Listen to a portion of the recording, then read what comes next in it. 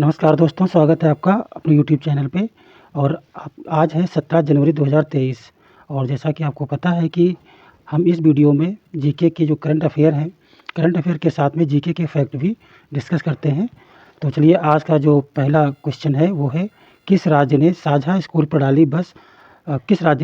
School bus प्रणाली और कृषि प्रतिक्रिया वाहन योजना लॉन्च की है। तो दोनों योजनाएं लॉन्च की गई हैं मेघालय के द्वारा।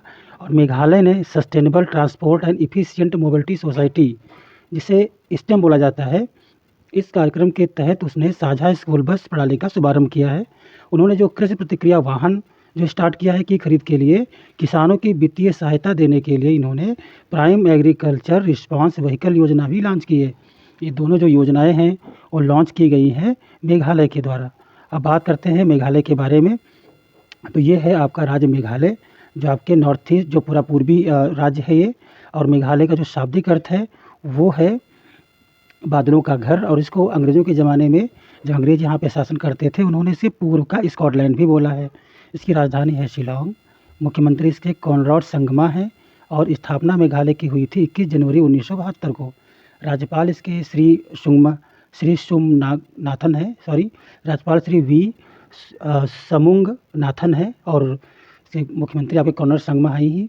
तो और इसकी जो अगर बात करते हैं इसके आसपास के राज्यों की, तो आसपास राज्यों में यहाँ पे इसको इधर से और इस साइड से तीनों तरफ से घिरे हुए है असम राज्य, और इधर पूरा जो है ये बांग्लादेश से घिरा हुआ है। तो ये एक तरफ से बांग्लादेश से और दूसरी तरफ से ये असम से घिरा हुआ राज्य है जिसका नाम है मेघालय। बात करते हैं क्वेश्चन नंबर 2 की। तो जापान के साथ पारस्परिक पहुंच समझौता, जिसे इंग्लिश में बोलते हैं रेसिप्रोकल एक्सेस एग्रीमेंट, ये करने वाला पहला यूरोपीय देश कौन सा है? तो ये जापान के साथ में ऐसा समझौता करने वाला यूके देश है। अब इस समझौते में होगा क्या? इसमें होगा कि जो दोनों देशों के बीच ये सबसे महत्वपूर्ण एक रक्षा समझौता माना जा रहा है, जो ब्रिटेन की सेना को जापान में तैनात करने की अनुमति देता है। जो ब्रिटेन की सेना है वो जापान में तैनात होगी और जापान की रक्षा करेगी। यूके पहला यूरोपीय देश है जिसका जापान के साथ पारस्परिक पहुंच समझौता है। आपको पता होगा कि अमेरिका के साथ में तो है ही है, क्योंकि अमेरिका जापान की पूरी गारंटी लेता है किसी भी डिफेंस सिस्टम के लिए। और अब ये जो यूरोपियन में जो है यूके पहला देश ऐसा बन गया है जिसकी सेना जापान में होगी। चलिए बढ़ते हैं क्वेश्चन नंबर 3 की तरफ। किस संस्था ने ग्लोबल रिस्क रिपोर्ट 2023 जारी की है? तो ये जारी करी है विश्व आर्थिक मंच ने। और जैसा कि आप जानते हैं कि जो ये रिपोर्ट है, ये जो विश्व आर्थिक मंच है जिसको WEF भी कहा जाता है शॉर्ट में, और इसके अनुसार क्या है कि जलवायु परिवर्तन को कम करने में विफलता जो हासिल हुई है और इसके साथ में जलवायु परिवर्तन अनुकूलन की विफलता, ये दोनों चीज़ें जो विफलता मालूम हुई है, विफलता आई है, इससे दुनिया में सबसे गंभीर जोखिम होगी कि ये जो चीज़ें अगर नहीं कर पाए हैं आप लोग पूरी दुनिया के लिए, तो ये आगे चल के एक बहुत बड़े खतरे के रूप में सामने आएगी। ये विश्व आर्थिक मंच ने ऐसा रिपोर्ट जारी की है। क्वेश्चन नंबर 4 है, किस संस्था ने हाल ही में डाइटरी सप्लीमेंट पर सर्वेक्षण जारी किया है? दोस्तों, तो इसका नाम क्या है? FSSAI, food safety authority of India, food safety standard authority of India इसका पूरा नाम है। और हिंदी में इसको बोलेंगे भारतीय खाद्य सुरक्षा और मानक प्राधिकरण। इसमें FSSAI ने ये बताया कि 1,45,000 प्रोटीन पाउडर के नमूने लिए थे इन्होंने परीक्षण के लिए, क्योंकि प्रोटीन जो है बहुत ज़्यादा मात्रा में लोगों की तरह लिया जाता है क्योंकि बॉडी बिल्डिंग फूड है। और इसमें क्या इन्होंने देखा कि 4,890 को असुरक्षित घोषित किया है और 16,582 को घटिया बताया गया है। तो मतलब ये है कि कुल मिला के जो प्रोटीन की चीज़ें हैं वो मानक पे नहीं है। और उनको ऐसा जो है डाइटरी सप्लीमेंट पर FSSAI ने रिपोर्ट जारी की है। तो अपने आप प्रोटीन के जो नमूने हैं जिनकी तरफ लोग ज़्यादा भागते हैं वो अपने आप में घटिया हैं और उनको देख करके जांच करके लेना चाहिए। और बाकी जो नमूने हैं वो FSSAI द्वारा बंद कर दिए जाएंगे। बढ़ते हैं क्वेश्चन नंबर 5 की तरफ। अपनी एनुअल इनइक्वालिटी रिपोर्ट का इंडिया सप्लीमेंट जारी करते हुए राइट्स ग्रुप ऑक्सफैम इंटरनेशनल ने भारत की क्या रिपोर्ट दी है? ये रिपोर्ट किसके द्वारा दी? ऑक्सफैम के द्वारा। तो उन्होंने क्या कहा कि जो टोटल वेल्थ है उसका 40% से ज़्यादा एक मालिक है। मतलब भारत में एक आदमी के पास भारत देश की 40% से ज़्यादा पैसा उसके पास है। तो भारत के सबसे अमीर 1% अब देश की टोटल जो वेल्थ है, धन है, वो 40% से ज़्यादा मालिक हो गए हैं। इस स्टडी में ऑक्सफैम ने ये बताया है कि देश की आधी यानी 50% आबादी के पास इंडिया की टोटल वेल्थ का सिर्फ 3% है और बाकी 40% किसके पास है? एक लोगों के पास है। भारत के 10 सबसे अमीर पर अगर 5% का टैक्स लगा दिया जाए तो जितने सारे भारत देश में स्कूल है सबको खाना मिल जाएगा, पूरा पैसा स्कूल को मिल सकता है। इतना है अगर 5% का टैक्स लगा दिया जाए सारे अमीरों पर तब। किस फूड डिलीवरी कंपनी ने एम्बुलेंस सेवा शुरू की है?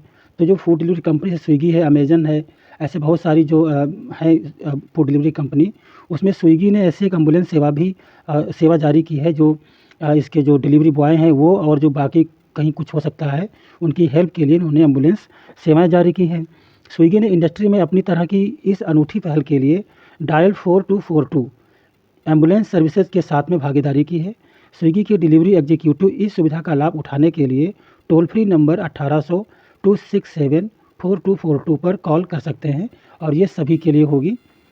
क्वेश्चन नंबर 7 है, किन देशों के बीच द्विपक्षीय नौसेना अभ्यास के 21वें संस्करण वरुण 2023 का आयोजन हुआ? तो ये हुआ भारत और फ्रांस के बीच में। ये नौसेना का अभ्यास है जो 21वां है, जिसका नाम है वरुण। तो ये नौसेना का जो अभ्यास है 16 जनवरी 2023 को पश्चिमी समुद्री तट पर आरंभ हुआ। दोनों देशों की नौसेनाओं के बीच द्विपक्षीय अभ्यास वर्ष 1993 में शुरू किया गया था। इसे साल 2001 में वरुण नाम दिया गया था। नौसेना अभ्यास की ये जो श्रृंखला है भारत और फ्रांस के रणनीतिक द्विपक्षीय संबंधों की पहचान बन गई है। क्वेश्चन नंबर 8 है, त्रिवल्लुवर दिवस कब मनाया जाता है? दोस्तों, जो त्रिवल्लुवर दिवस है वो तमिलनाडु में 15 या 16 जनवरी को मनाया जाता है। और जो त्रिवल्लुवर थे वो तमिल कवि और दार्शनिक थे। इनकी जयंती के दिन ही त्रिवल्लुवर जो दिवस है वो मनाया जाता है। और उनके द्वारा संगम साहित्य में तिरुकुलर और कुराल की रचना की गई थी। और तिरुकुलर की अगर बात करते हैं तो विश्व के प्रमुख धर्म की जो महान पुस्तकें हैं उसमें से उसकी गिनती होती है। और इनकी जो जन्मदिवस था वो 15/16 को पड़ता था। ठीक है, तो ये हो गया आपका क्वेश्चन नंबर 8। बढ़ते हैं क्वेश्चन नंबर 9 की तरफ। कौन सी संस्था व्यापार विश्वास सूचकांक जारी करती है? तो ये जारी करती है CII, भारतीय उद्योग परिसंघ। CII जो है बिजनेस कॉन्फिडेंस इंडेक्स अक्टूबर दिसंबर 2022 तिमाही के लिए लगभग 2 वर्षों में अपने उच्चतम 67.6, पिछली तिमाही में जो 62.2 था उसके हिसाब से ये 67.6 पे पहुंच गया है।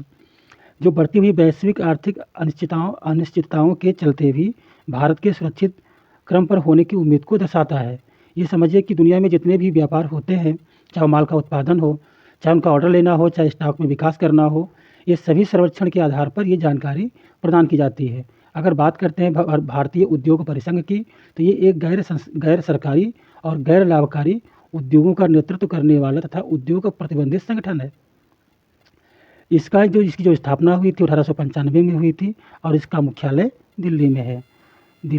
आपका क्वेश्चन नंबर 10 है, दिल्ली के राज्य EIA प्राधिकरण ने राज्य वन विभाग से किन 3 तेजी से बढ़ती आक्रामक वृक्ष प्रजातियों को रोकने तथा नष्ट करने के लिए कदम उठाने हेतु कहा है? मतलब 3 ऐसी प्रजातियां हैं जिनसे पर्यावरण को नुकसान हो रहा है और दिल्ली का जो वन विभाग है वो उस पर रोक लगाएगा। तो वह है विलायती कीकर और है सुबाबुल है और यूकेलिप्टिस है। ये 3 प्रजातियां हैं जो स्थानीय पारिस्थितिकी पर प्रतिकूल प्रभाव डाल रहे हैं। इनसे मतलब इन्वायरमेंट को काफ़ी नुकसान हो रहा है। विलायती कीकर की बात करें तो ये 1930 के दशक में अंग्रेज़ों के द्वारा लाया गया था और ये मैक्सिकन आक्रामक प्रजाति है जो सबसे ज़्यादा हानिकारक है और दिल्ली रेंज पर जो दिखाई देने वाली वनस्पति का एकमात्र ये रूप है।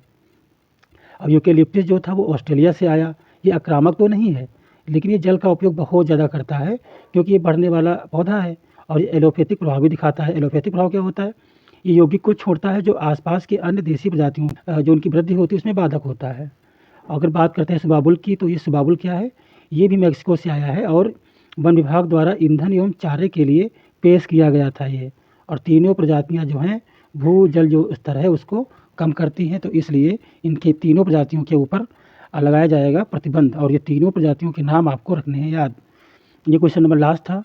और अगर आपको वीडियो अच्छा लगा तो कमेंट कीजिए, शेयर कीजिए और तब अगले वीडियो में तब तक जय हिंद, वंदे मातरम।